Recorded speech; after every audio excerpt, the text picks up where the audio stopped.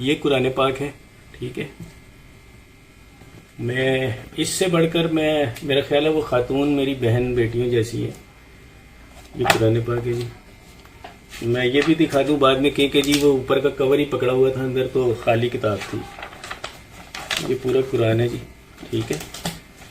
ये मैं सर पे रख के कहता हूँ कि मैंने ना अपनी बच्ची को कभी फोर्स किया कि वो जैन के साथ उसकी शादी करे। हम ना कभी बच्ची की शादी घर में डिस्कस हुई, ना मेरी बेटी ने कभी मुझे बताया, ना अपनी माँ को बताया कि वो किसी लड़के को पसंद करती है, ना मेरा कोई अभी भी इरादा है कि मैं अपनी बच्ची की शादी जैन से करूँगा। और इससे बढ़कर मैं समझता हूँ कि मैं कुछ भी नहीं कह सकता। और अगर मैं झूठ बोल रहा हूँ तो अल्लाह का कहर मेरे पर अभी नाजिल हो और मैं यहीं से जिस कुर्सी पर बैठा हूँ इससे उठने की मुझ पर नौबत ना आए। ना मैंने कभी जैन के लिए फोर्स किया, ना मैंने कभी बच्ची को मारा, ना मैंने उसे कभी पीटा, ना मैं उसे डांटता था। बड़ा रेयर डांटा जाता था, क्योंकि देखिए अगर मैं ये कहूँ कि कोई शख्स किसी अपनी औलाद को डांटता नहीं तो ये एक गलत बयानी होगी। बड़ा रेयर डांटता था, बड़ा ही रेयर। और मारना तो मेरा ख्याल है कि मुझे याद भी नहीं कि मैंने बच्ची को लास्ट टाइम कब मारा था। मेरा ख्याल है 3-4 साल शायद हो गए होंगे। वो भी किसी, जब ये छोटी थी, मेरा ख्याल है 10-11 साल। तो उसके अलावा मैंने कभी सख्ती, जो बेफजूल सख्ती होती है, मैंने नहीं की। आज मैं सोचता हूँ अगर ये सीन जैसे लव मैरिज का बोला जा रहा है, तो अगर ये लव मैरिज वाला सीन है, जो कि मुझे पता है कि नहीं है, अभी भी इसके अंदर जो है वो सीन दूसरा ही है। क्योंकि मेरा दिल ये मानता नहीं है कि मेरी बच्ची जिस हालात में गई है वो ये वाला मसला हो, क्योंकि उसने कभी मुझे बताया ही नहीं। ये बड़ा एंड स्टेप होता है, पहला स्टेप कभी भी इंसान ये नहीं लेता। तो इसमें सीन हो रही है, इंशाल्लाह केस कोर्ट में है, वो मैं जुनैरा से मुखातिब हूँ। इससे बढ़कर अब मैं कुछ नहीं कह सकता। मेरा ख्याल है कि इस टॉपिक को आप भी छोड़ दो और मैं भी छोड़ देता हूँ। अल्लाह जिस खुदा का मैंने ये किताब सर पर रखी हुई है, मेरा ख्याल है मैंने उसे गवाह बना लिया है कि मैंने कभी जहन से इस चीज़ का कभी ना मैंने उसके लिए कभी ख्वाहिश का मेरे दिल में थी, और ना कभी आइंदा होगी। ना ही मैंने बच्ची से किसी जैन छोड़े किसी और रिश्ते के लिए भी मैंने कभी किया। और जैसे अभी एक लास्ट इंटरव्यू में बोला कि 4 महीने से उसकी शॉपिंग हो रही थी शादी की, तो खुदा मेरे ऊपर अभी मौत दे दे अगर मैं झूठ बोल रहा हूँ। बच्ची की शादी तो हमने भी सोची भी नहीं, क्योंकि बच्ची तो बहुत छोटी थी। और मैं आज भी अगर मुझे वो मिलती है तो मेरा ख्याल है कि मैं आज भी उसको एक सर्टेन एज जो होती है इंसान की पुख्तगी की, जो मेरा ख्याल है कि 20-22 साल तक लड़की अपनी पुख्ता उम्र में आ जाती है, तो मैं उससे पहले इसकी शादी नहीं करूंगा अगर मैं अपनी मर्जी करूं। हाँ, अगर हालात ऐसे हो जाएं कि जी 18-19, क्योंकि सिंध का ला भी 18 साल है और हमें उसे मानना भी पड़ता है, पाकिस्तान का ला है, तो वो एक अलग चीज़ है। एक और पॉइंट, एक लास्ट, ये तो मैंने पॉइंट क्लियर कर दिया। एक और चीज़ जी, मैंने बहुत से लोगों के जी पैसे हम लोगों ने देने, FIA में मेरे ऊपर केसेस है। मैं सैयद मेहदी अली काज़मी, ना मैंने किसी के 10 रुपए देने हैं। ये किताब, अल्लाह की किताब सर पे रख के कह रहा हूँ, ना मैंने किसी के 10 रुपए देने हैं, ना मैंने मेरे वालिद साहब ने किसी के 10 रुपए देने हैं, ना मेरी माँ जिनकी डेथ 2010 में हो गई थी उन्होंने किसी के पैसे देने हैं, ना मेरी वाइफ ने। और मेरा ख्याल है कि बच्चियों की तो बात ही नहीं की जा सकती, क्योंकि बच्चियां तो छोटी हैं। और यही वो लोग होते हैं, एक फैमिली, ख़ानदान। मैं अपने माँ बाप की इकलौती औलाद हूँ, और यही वो इंसान होता है कि बात जो है वो यानी वो कर रहा है कि मैंने मेरे ऊपर ना कोई केसेस हैं, ना FIA के केसेस हैं।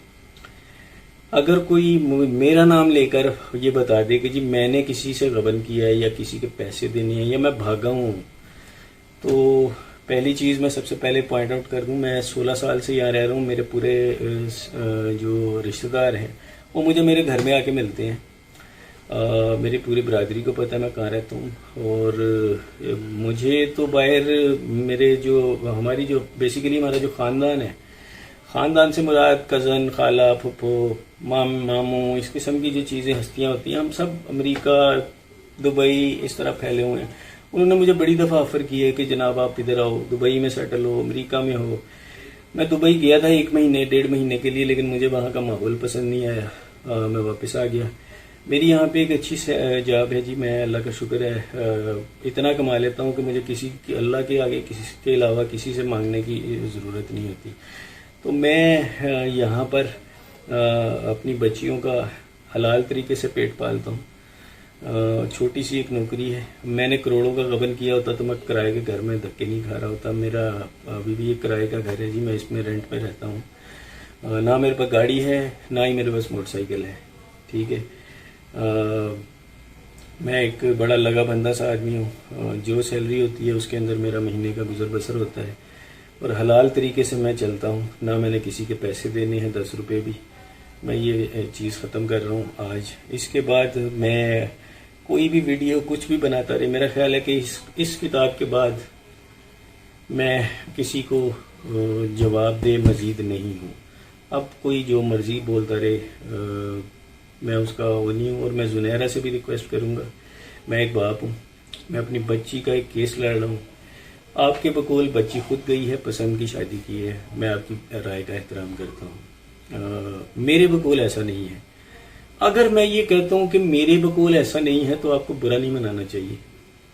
हर इंसान का अपना नज़रिया होता है, मेरे पास उसके बहुत से पॉइंट्स हैं। मैं कोर्ट में, जाहिर सी बात है, कोर्ट के अंदर केसेस हैं, ट्रायल कोर्ट में है और सुप्रीम कोर्ट में भी है। कोर्ट में केस है, मैं अपना नज़रिया जाहिर सी बात है मैं वहाँ पेश करूँगा। अगर वो ये समझेंगे कि मेरे नज़रिए में कोई ताकत है, कोई दम है, तो हम वो केसेस आगे चलेंगे। अदरवाइज़ जो है वो केसेस जो है वो ट्रायल कोर्ट के अंदर सीधा सीधा केस निकाह के ऊपर आ जाएगा। मेरा आपसे सवाल है कि आपसे मेरी ना कोई दुश्मनी है, ना कोई लेना देना है, मैं तो आपको जानता भी नहीं हूँ। आप इसमें पार्टी क्यों बन रही हैं? मैंने तो आपका कभी बुरा नहीं चाहा। और मैं ये कुरान पाक सर पर रख कर कहता हूँ एक दफ़ा फिर, आपकी किसी वीडियो के ऊपर तस्वीर लगी थी, खुदा की कसम इस कुरान की को सर पे रख के गवाह बनाए कहता हूँ कि मैंने उसमें मेरा कोई किरदार नहीं था। और मैं ऐसी इस किस्म की ज़ातियात के ऊपर जो चीज़ें हैं मैं कभी भी पसंद नहीं करता। मेरा ख्याल है आप मेरी ज़ुबान पे शायद एतबार ना करें, लेकिन इस चीज़ को शायद एतबार कर लें। ना मैंने वो किया।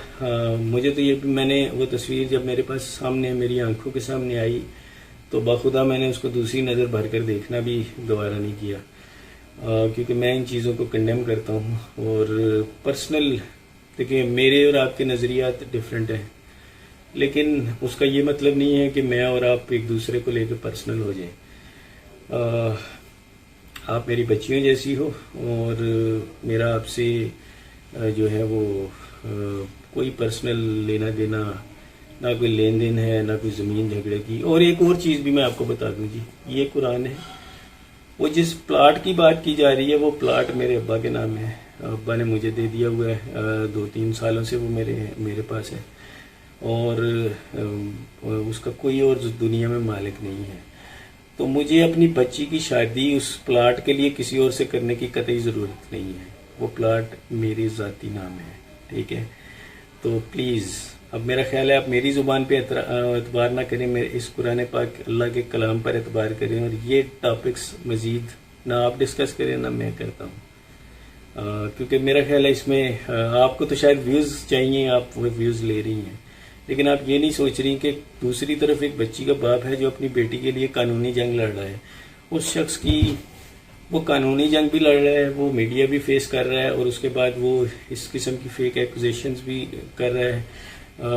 मैं आज मेरी बेटी का जो दूसरा इंटरव्यू था मैंने वो सुना, तकलीफ हुई दिल को, लेकिन मेरी उसके बावजूद मेरी बेटी से कोई गिला शिकवा नहीं है। मैं समझता हूँ अल्लाह करे मेरी बेटी ये इंटरव्यू सुन रही हो, अल्लाह करे जी वो सुन रही हो। मैं उसमें ये पैगाम देना चाहूँगा कि मेरा आज भी उससे कोई गिला शिकवा नहीं है और मैं अपनी पूरी कोशिश, जो मेरी हैसियत है बिल्कुल छोटी सी, उस हैसियत के मुताबिक मैंने कदम लिया हुआ है। मैं अपनी बच्ची को अभी भी इन चीज़ों से बचाना चाह रहा हूँ।